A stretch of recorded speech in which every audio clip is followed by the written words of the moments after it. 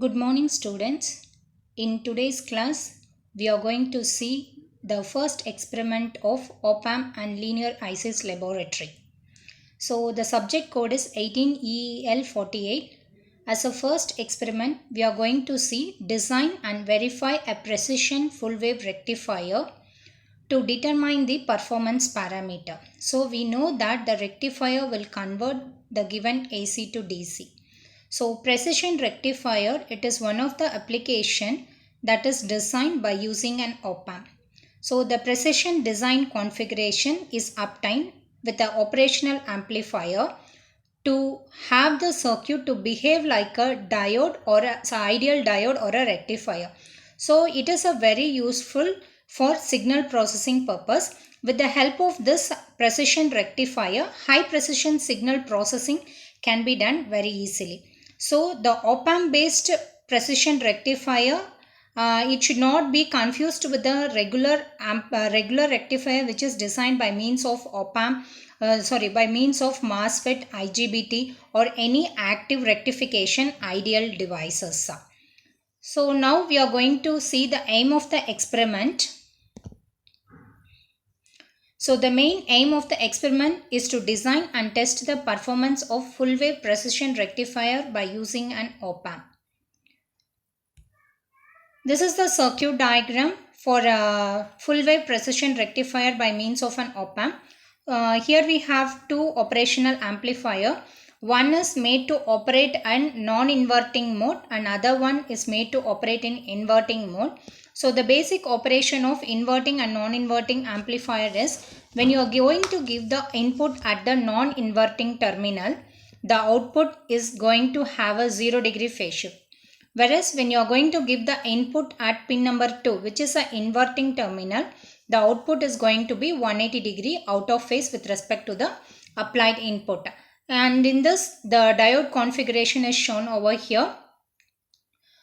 It is the circuit diagram showing the full wave precision rectifier by using an operational amplifier. So the connections are given as per the circuit diagram. Then the design process, we know that the gain is going to be minus RF divided by Rin. It is a negative feedback, given to the circuit, it is a negative feedback. So the gain of the amplifier is going to be AV is equal to minus RF divided by Rin. RF is nothing but the feedback resistance that is connected to the feedback of your operational amplifier. You can see here from pin number 2 the feedback resistance is taken. That is from output the feedback is given to the input to the inverting terminal, and in the same way in the second half of the circuit similarly the output is taken and it is connected through RF2 resistor and it is connected to the inverting terminal or the second stage of your circuit. So according to this circuit, the gain AV is equal to minus RF divided by Rin. RF is nothing but your RF1 and Rin is nothing but your R1 and R2. When we are going to calculate the gain for this first stage of amplification, the gain is going to be minus RF1 divided by R1, and when we find the amplification factor for the second stage of the circuit, the gain is going to be minus RF2 divided by R2. So here if you are going to assume the resistance R2 to be 1K, according to the calculation we'll get the value of RF1 and RF2 as 2.2K while calculating it is there, and according to the standards what we have, we are going to have RF2 as 2.2K. The nearest value of 2K is 2.2K and the gain AV is equal to 2. Similarly, first we need to rig up the circuit as shown in the circuit diagram. Switch on the DC power supply and input signal from the signal generator. Now we need to adjust the frequency of the signal generator in such a way that your peak to peak value is going to be 2 volt and the frequency has to be raised from 200 Hertz. So now observe the input waveform. Here the input waveform and output waveform is observed by means of your CRO.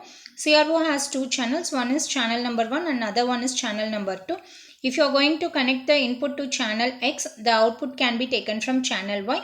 And according to the gain calculated, you can see the output in the CRO. Now the transfer characteristics can be seen by keeping the CRO in XY mode, and hence you can calculate the slope of the waveform. Now interchange the 4 diodes and repeat the above procedure and plot the waveform. Now if you see the expected waveform and its transfer characteristics, the expected waveform. So according to us, the rectifier is nothing but it converts the given AC to DC. So DC is nothing, DC is not a pure DC, it is going to be the pulsating DC. So it is your input waveform which is nothing but your AC wave, and after conversion we will be getting the waveform like this, which is nothing but the pulsating wave. And this transfer characteristics is obtained from the CRO by keeping your mode in XY mode operation.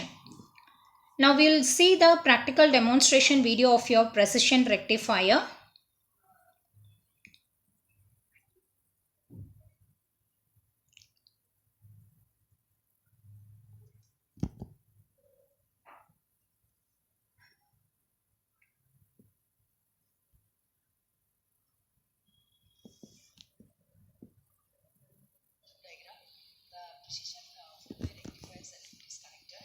Here we are using 4 diodes and 2 op amps.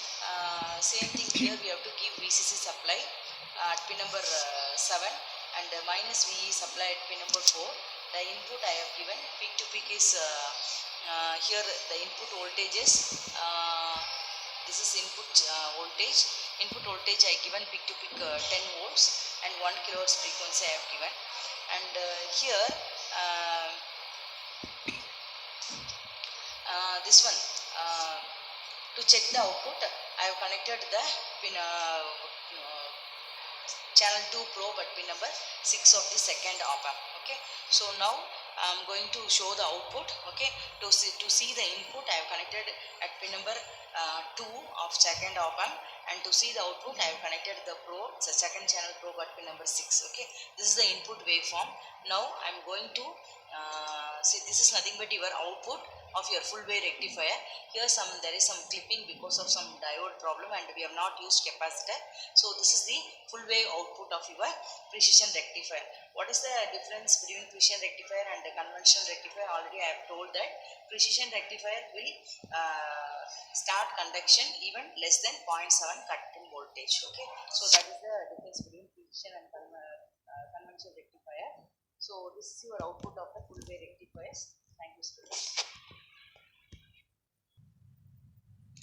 Now according to the experiment conducted, we have drawn the output waveform. This is going to be the input waveform, and the output uptime, the output can be traced out in the trace sheet, or by measuring the time axis and magnitude axis we can plot the graph for the exact values at its output. Thus the precision full wave rectifier circuit was designed, rigged, and its output is verified by using an op amp circuit. Thank you, students.